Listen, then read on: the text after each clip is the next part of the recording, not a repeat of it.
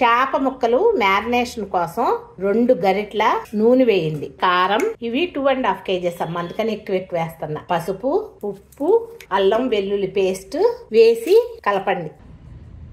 1 గంట ఇలా మూతేసి పక్కన పెట్టి ఉల్లిపాయలు, కరివేపాకు, పచ్చిమిరపకాయలు వేసేయండి. ఒకసారి తిప్పుదాం.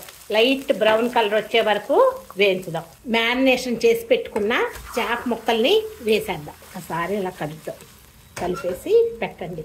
చేపలు ఇలా వేగుతున్నాయి కదా, ఈ పక్కన 75 grams చింతపండు పులుసు తీసి ఉడకపెడుతున్నా. బాగా వేయించుదాం. మరగబెట్టిన చింతపండు పులుసుని వేసేద్దాం.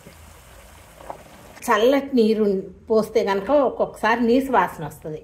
అందుకని ఇలా వేడి చేసి కనుక చింతపండు పులుసు పోస్తే టేస్ట్ బాగుంటుంది. మీరు కూడా ఒకసారి ట్రై చేసి చూడండి. చూడండి ఉడుకుతుంది కదా, ఇలా వడ్డిగిలుగా మూత పెట్టేసి ఉంచేద్దాం. జీలకర్ర మెంతుల పౌడర్ వేస్తున్నాను, అలాగే కొంచెం పొడి మసాలా, కొత్తిమీర. ఒకసారి తిప్పుదాము. ఇలా